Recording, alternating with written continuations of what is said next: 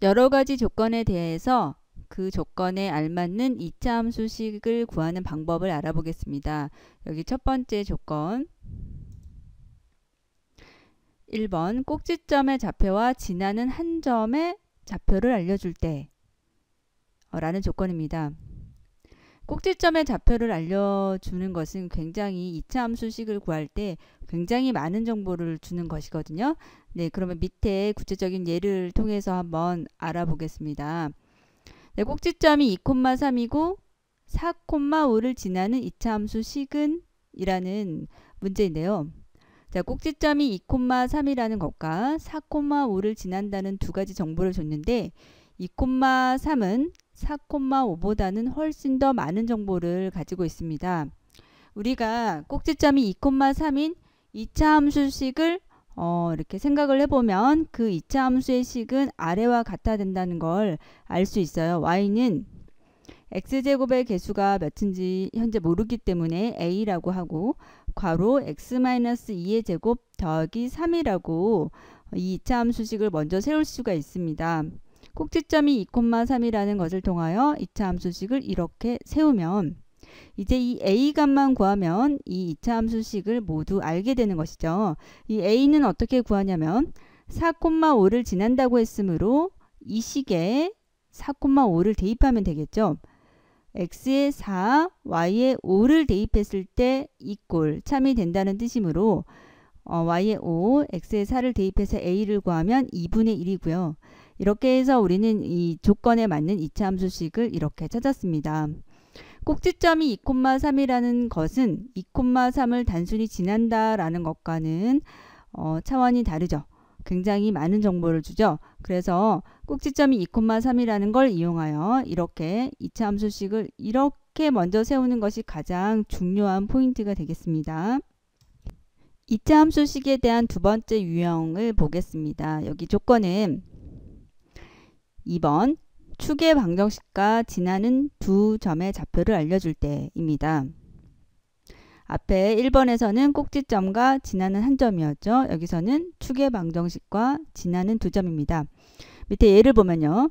축의 방정식이 x는 3이고 2,4와 5,10을 지나는 이차 함수 식은 이라는 문제입니다. 축의 방정식이 x는 3이라는 뜻은 이것을 잘 해석을 해보면요. 꼭지점의 x 좌표가 3이다. 이렇게 이해할 수 있죠. 그런데 y의 좌표, 꼭지점의 y좌표는 알려주지 않았기 때문에 우리는 이 축의 방정식이 x는 3이다 라는 정보를 이용해서 밑에 세 번째 줄에 보시면 y는 a 괄호 x-3의 제곱 플러스 q라고 이차 함수식을 세울 수가 있습니다. 꼭지점의 y좌표는 알려주지 않았으므로 문자로 q라고 놓고 x제곱의 개수는 현재 모름으로 역시 문자 a로 둡니다. 이렇게 식을 세우면 우리는 이 이차 함수식을 구하는 과정에서 절반을 한 셈인데요. 자, 이 식을 세울 수 있는 것이 굉장히 중요합니다. 자, 그러면 이때 a와 q의 값을 알아내면 이 이차 함수식을 우리가 모두 구하게 되는 것인데 a와 q의 값은 어떻게 구하면 될까요? 네, 그렇죠. 지나는 두 점의 좌표를 알려줬기 때문에 이 두 점의 좌표를 식에 대입하여 방정식을 세우면 되겠죠. 자, 2,4를 대입한 식이 여기 있고요. 4는 a 플러스 q라고 되어 있고 5,10을 대입한 식은 y의 10, x에 5를 대입하면 되므로 10은 4a 플러스 q라는 방정식을 얻을 수 있고요. 이 두 개의 방정식을 연립 방정식으로 풀면 a는 2, q는 2라는 값을 구할 수 있고요. 이것을 아까 세웠던 이 식에다가 a, q 자리에 대입을 해주면 완벽하게 구하는 2차 함수식을 모두 찾아내게 된 것입니다. 2차 함수식 구하는 세 번째 유형으로 주어진 조건은 지나는 세 점의 좌표를 알려줄 때입니다. 이때 이제 주의해야 할 것은 이 세 점은 어느 하나도 꼭지점이 아닌 경우입니다. 꼭지점이 아닌 지나는 세 점을 알려줄 때 자, 우리는 2차 함수식을 어떻게 구하냐면요. 꼭지점의 좌표를 알려주면 우리는 그 꼭지점의 좌표를 이용해서 2차 함수식을 표준형으로 세울 수가 있죠. 표준형이 어떤 형태였는지 기억하고 있죠. y는 a 괄호 x 마이너스 p의 제곱 플러스 q. 이것이 표준형인데요. 그런데 지나는 세점을 알려주는 경우 꼭지점에 대해서 우리가 알고 있는 것이 전혀 없기 때문에 이번에는 2차 함수식을 어떻게 세워야 하냐면 일반형으로 세워줍니다. 여기 이제 문제는 지나는 세 점의 좌표를 알려주고 이 세 점을 지나는 2차 함수식은 이라는 문제인데요. 일반형으로 2차 함수식을 세운 다음 이 부분이 가장 중요해요. 그러면 이렇게 세운 후 지나는 세 점의 좌표를 이 함수식에 대입을 하면 A, B, C에 관한 방정식들이 생기고 그 방정식을 연립방정식으로 풀면 A, B, C의 값을 찾을 수가 있는데요. 만약에 내가 일반형이 아니라 표준형으로 2차 함수식을 세운 다음 이 지나는 세 점의 좌표를 대입하면 어떻게 되냐면요. 당연히 그렇게 해도 됩니다. 그렇게 해도 되는데 직접 그렇게 해서 풀어보면 분명히 느낄 수 있는데 그 방정식이 복잡하다고 느낄 거예요. 왜냐면 그때 이제 만들어진 방정식은 연립 방정식이긴 하지만 1차 방정식이 아니라 제곱이 되어 있는 2차 방정식으로 나오기 때문에 그 방정식을 푸는 것이 지금 여기 적혀 있는 이 세 개의 방정식을 연립해서 푸는 것보다 훨씬 어렵습니다. 따라서 이 문제에서 이 문제를 쉽게 풀 수 있는 어떤 요령은 지나는 세 점의 좌표를 알려주는 경우는 꼭 일반형에다가 대입을 하는 것이 좋겠다라는 것입니다. 무슨 말인지 알겠죠? 아니면 이 표준형으로 세운 식에 대입을 해서 얼마나 상대적으로 그 식이 더 어려운지 한번 경험을 하고 느껴본 후에 이게 더 좋겠다라고 생각을 해도 물론 됩니다. 한번 표준형에다가 대입을 해봐도 좋겠습니다. 어쨌든 저는 추천을 하는 것은 일반형에 대입하여라 입니다. 그래서 이제 대입하여 연립해서 풀면은 ABC의 값이 결정되고 그래서 이렇게 2차 함수식을 구하면 되겠습니다. 2차 함수식 구하기 마지막 유형으로 여기 조건 4번 조건은 x축과의 두 교점과 다른 한 점의 좌표를 알려줄 때입니다. 잘 생각해 보면요.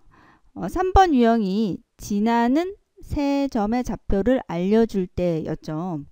자, 그런데 그것과 이 4번이 어떻게 보면은 마찬가지 똑같은 조건이 아닌가라고 생각할 수 있어요. x축과의 두 교점, 그러니까 두 점이죠. 그리고 다른 한 점, 결과적으로는 세 점이고요. x축과의 두 교점은 꼭지점이 아니기 때문에 결국은 4번은 근본적으로는 지나는 세 점의 좌표를 알려줄 때 라고 생각할 수 있는데요. 그런데 그 두 개의 점이 x축과의 교점일 때는 좀 더 쉽게 2차 함수식을 구하는 방법이 있습니다. 여기 밑에 그 구체적인 예를 한번 보시면요. x축과 2,0, 4,0에서 만나고 5,-1을 지나는 2차 함수식은 이라는 문제인데요. 여기 보시면 정말로 세 점의 좌표를 알려줬죠. 이렇게 2,0, 4,0, 5,-2 이렇게 세 개의 점인데요.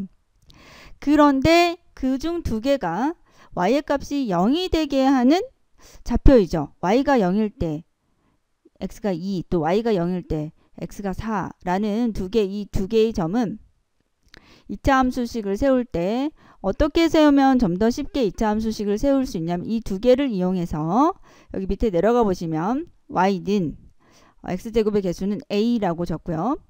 괄호 x-2 곱하기 x-4 이렇게 식을 세우면 잘 생각해 보시면 x에 2를 넣으면 y가 0이 되고요. 마찬가지로 x에 4를 넣으면 y가 0이 되므로 이 2차 함수는 2,0과 4,0을 확실히 지난다는 걸 알 수 있죠. 그래서 우리는 2,0, 4,0이라는 이 두 점을 이용해서 2차 함수식을 이렇게 인수분해된 형태로 세울 수 있고요. 그러면 여기서 a의 값만 결정하면 되므로 a를 결정하는 방법은 그렇죠. 지나는 다른 한 점이 있었죠. 5,-2를 이 식에 대입을 하여 a를 결정하면 되겠죠. 그래서 이렇게 대입을 해보면 a는 마이너스 3분의 2가 되고요. 이 마이너스 3분의 2를 a 자리에 대입을 해서 다시 이렇게 이차함수식을 적어주면 되겠습니다. 자, 이 4번 유형은 기억해 두면은 굉장히 이제 쉽고 빠르게 이차함수식을 세울 수 있는데요.